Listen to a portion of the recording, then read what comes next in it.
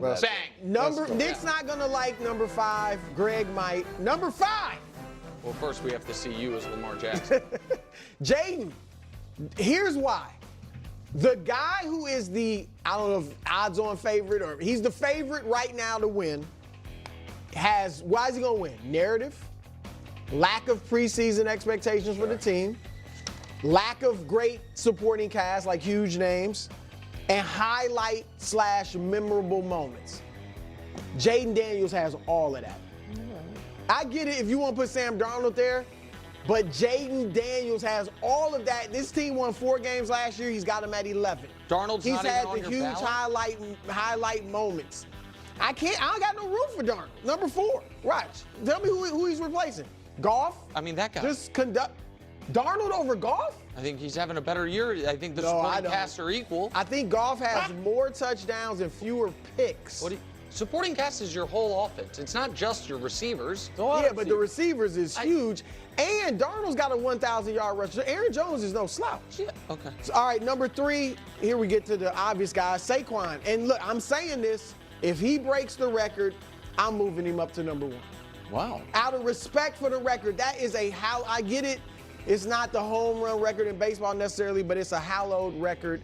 I think it deserves that respect. Years. Right, 40 years. And I showed you the guys who've held that record. That So number 2, Lamar. I said last week he was my front runner, but then yesterday I did my ballot. I did my 4 criteria. And what pushed Josh over the hump was the historical precedent and impact. And if people want to rip me for taking history into account, because I do think Lamar individually has probably had a better year, certainly statistically.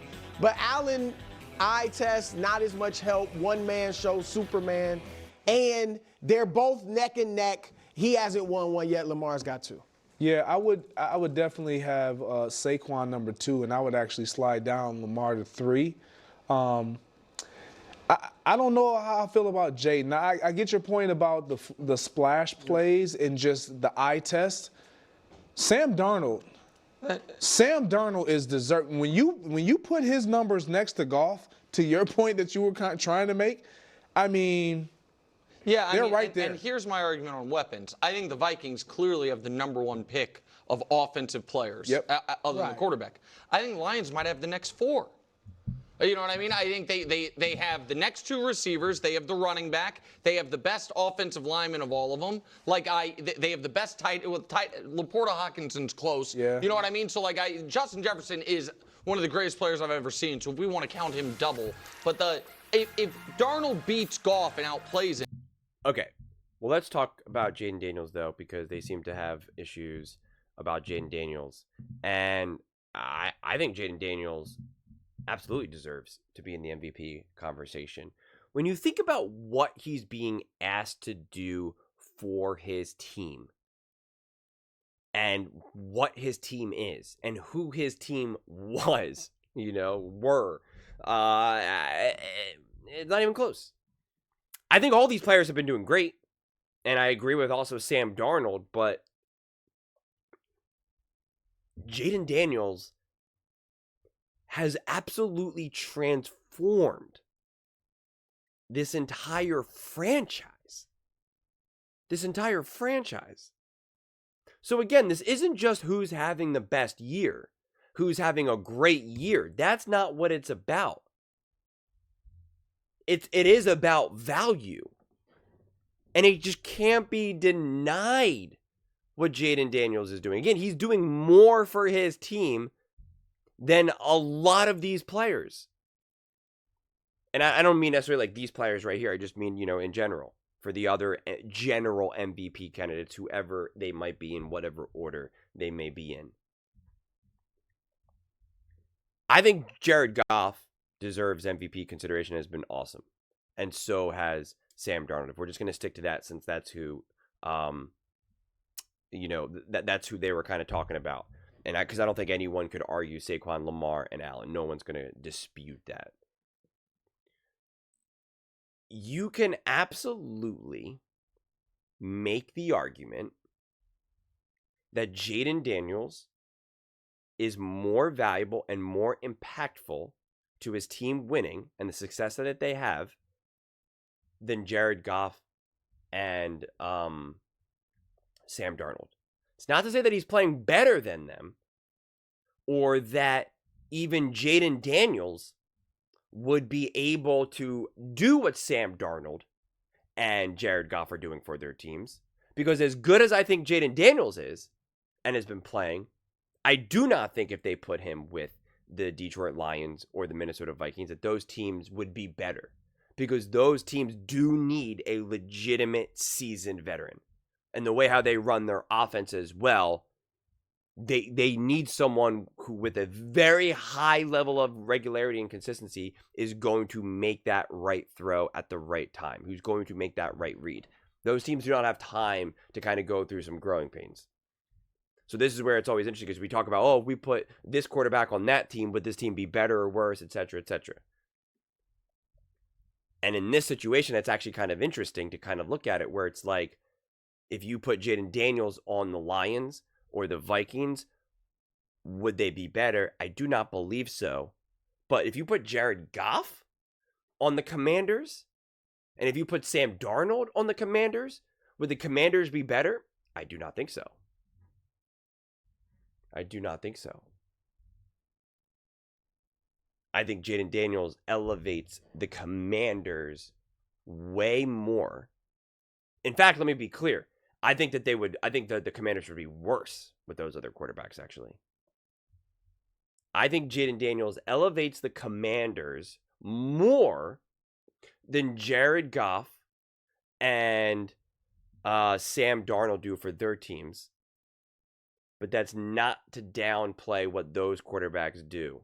Because I do not believe that Jayden Daniels would be able to do what Jared Goff and Sam Darnold do. That's why it's like it's definitely a messy conversation, which I love. I love the mess. Bring on the weeds. Let's get into it. Like it can be difficult to wrap your head around. Like Jared Goff, like the Lions and the Vikings, they need Jared Goff and Sam Darnold to be exactly who they are. Exactly who they are. And that's what maximizes them.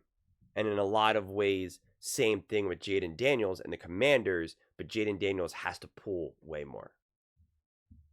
He has to carry so much more of the burden.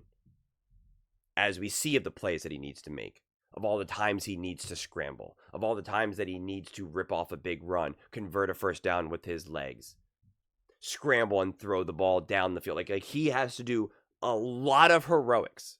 A lot of heroics.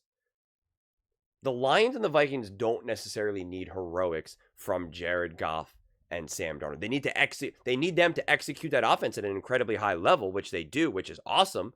And again, should not be understated, but they do not need the same amount of heroics as the Commanders asked Jayden Daniels to do. They asked Jayden Daniels to be more of a Superman in the same type of idea, just to a lower level as Lamar and Josh Allen.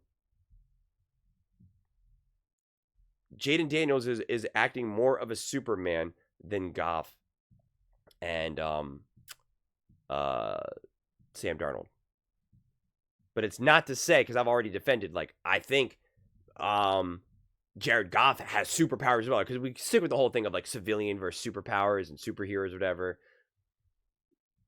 Like Sam Darnold and Goff have been playing with superpowers, but again, they're not relying on those quarterbacks to be superheroes, you know?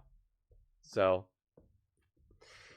it's I really do think that Jayden Daniels, because again, if Jayden Daniels wasn't a rookie, I firmly believe he would be considered so much more as an MVP candidate. I really, really do. And I think if they had a couple extra wins, they would as well.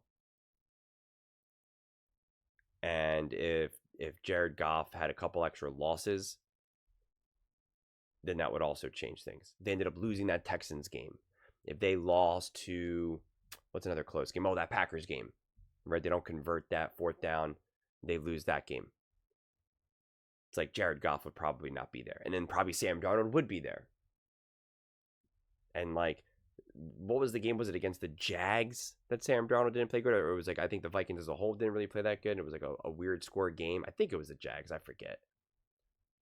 And it was one of those weird like games that they kind of also just kind of like eked out. And if they lose that game, and again, name another random Commanders game that like they could have won, but they ended up losing. And you know, like that's why I try not to focus too much on just the record itself. Because again, like, you know, Joe Burrow is not up here, and Joe Burrow absolutely deserves to be in the MVP discussion. I don't know if there's a single quarterback who would be doing what Joe Burrow is doing with the Bengals. So it's always a tough one. The MVP conversation is always brutal. It really is. And this is the most serious I've ever had the MVP conversation with, because in years past I didn't have a channel, and so I wasn't really discussing it. I was thinking it in my mind. I was having conversations with the TV set, you know? But it's just like, or other people in the comment section. But now that I'm like really trying to think about it, to be like, how do you decide? My conclusion is ultimately that it's just bizarre. It's nonsense.